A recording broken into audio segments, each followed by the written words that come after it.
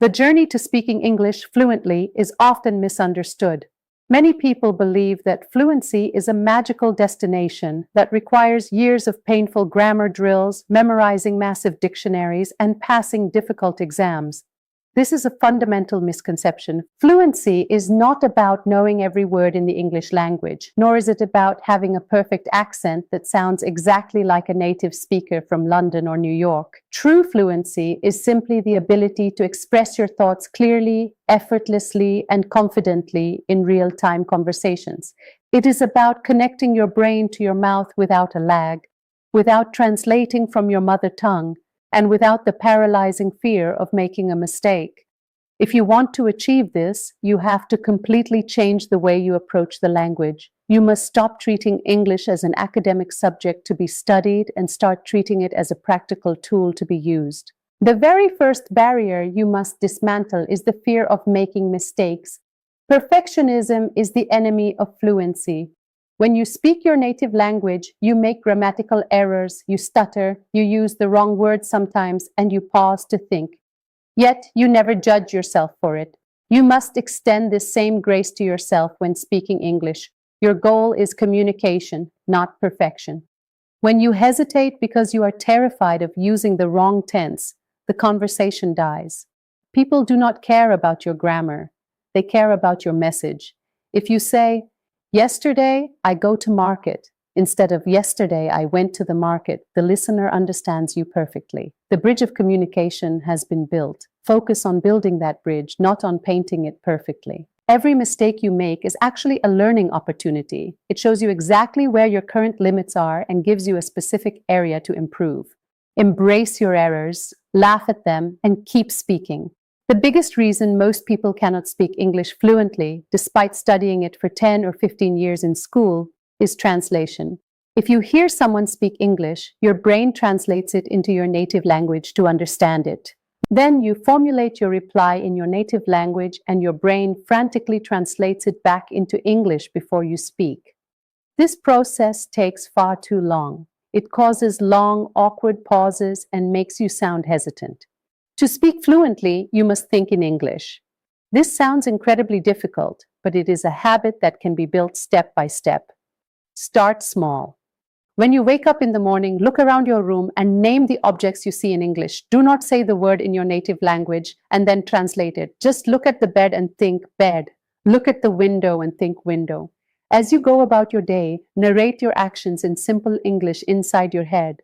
Think to yourself, "I am drinking water," or "I need to go to the office," or "The weather is very hot today." Once you master thinking simple sentences, move on to expressing opinions. When you see something interesting on social media or the news, do not form an opinion in your mother tongue. Form the opinion directly in English inside your head. This internal monologue is the secret gym where your English brain gets its workout. To feed this new English thinking brain, you need massive amounts of input. You cannot output fluent English if you do not take in fluent English. This means you must surround yourself with the language as much as possible. Listening is the foundation of speaking. You need to listen to English that is just slightly above your current level, but importantly, it must be content you actually enjoy. Do not force yourself to listen to boring educational tapes if you hate them. If you love technology, listen to tech podcasts. If you love fashion, watch fashion blogs on YouTube. If you love sports, watch English sports commentary. When you listen to something you genuinely enjoy, your brain absorbs the rhythm, the intonation, the pacing, and the natural vocabulary of the language without feeling like hard work. You will start noticing how native speakers connect words together, how they drop certain sounds, and what phrases they use in daily life. This passive input is crucial. However, passive listening must eventually be combined with a highly active technique called shadowing. Shadowing is arguably the most effective exercise for improving spoken fluency.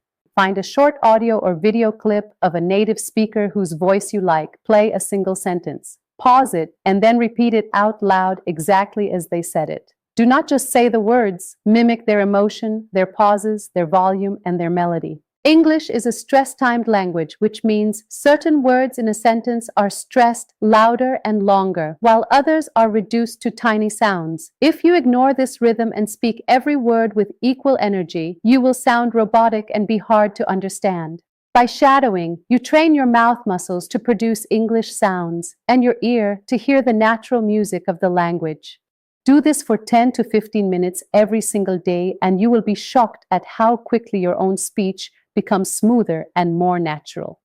Another critical shift in your learning strategy involves how you learn vocabulary. Stop memorizing isolated words from a dictionary. If you learn the word decision, you know the word, but you do not know how to use it. When you try to speak, you will freeze because you do not know the surrounding grammar. Instead, you must learn chunks or phrases. Learn, make a decision. When you learn the chunk, you learn the grammar automatically.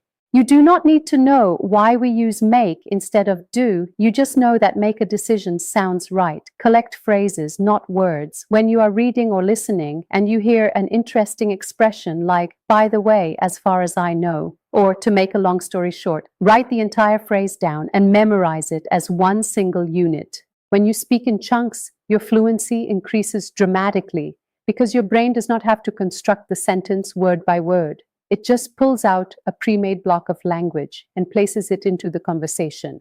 Furthermore, you must apply the 80-20 rule to your vocabulary learning. There are over 1 million words in the English language, but you do not need to know all of them. In fact, just 3,000 words make up about 95% of everyday spoken English. Stop trying to learn highly advanced, obscure words that you will never use in normal conversation. Focus entirely on mastering the most common words and learning the many different ways they can be used. The word get, for example, has dozens of different meanings on the context. Master the core high-frequency words deeply, and your conversational ability will skyrocket. Now, let us talk about the actual practice of speaking. You cannot learn to swim by reading a book about swimming, and you cannot learn to speak English just by listening to it. You have to open your mouth and speak. If you do not have a foreigner or a language partner to speak with, you must become your own partner. The mirror technique is incredibly powerful.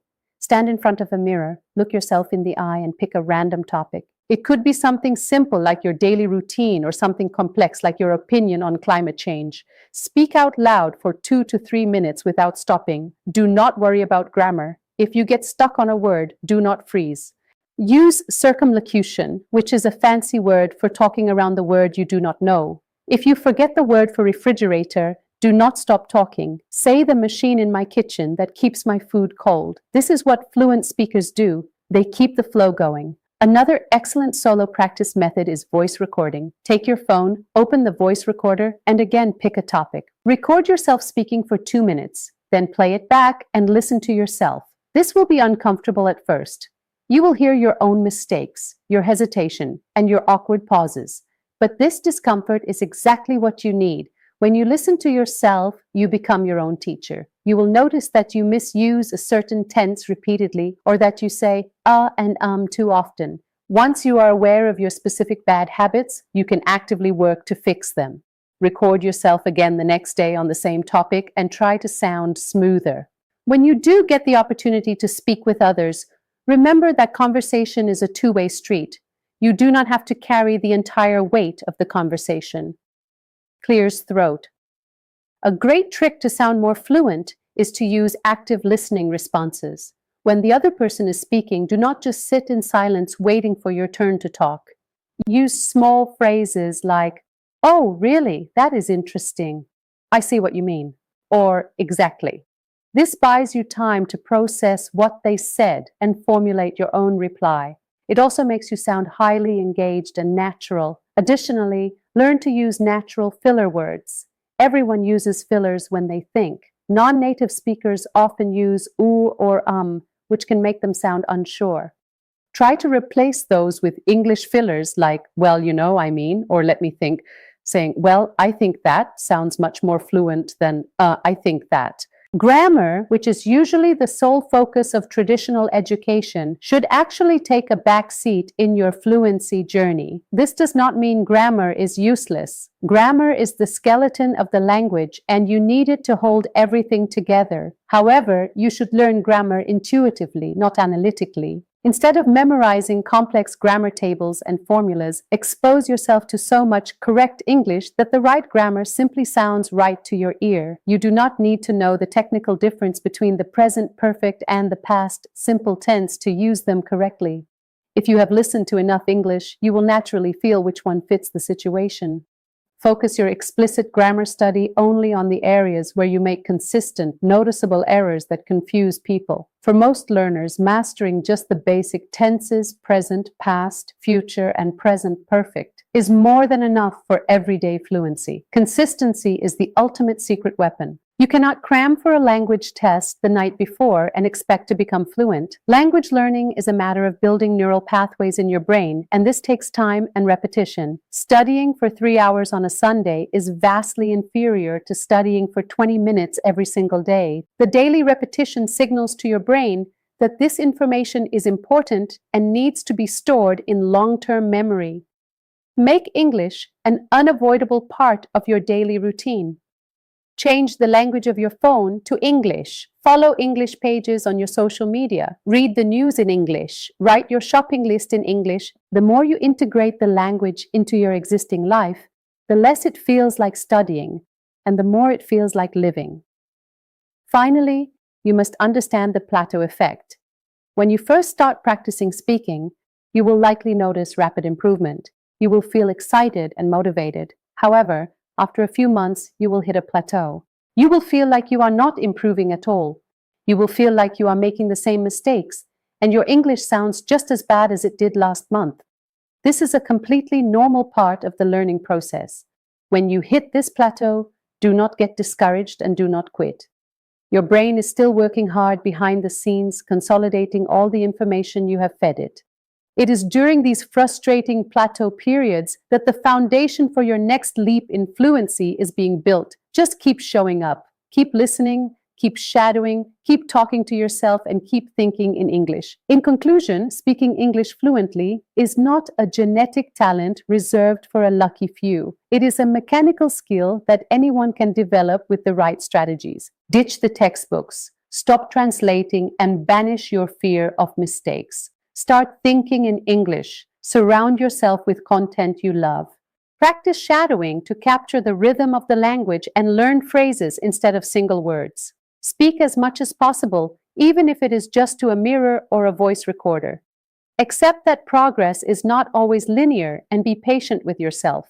Fluency is not a finish line you cross, it is a habit you build. Every time you choose to push through the discomfort and speak, you are becoming a little bit more fluent. Take a deep breath. Open your mouth and let the words flow. The world is waiting to hear what you have to say.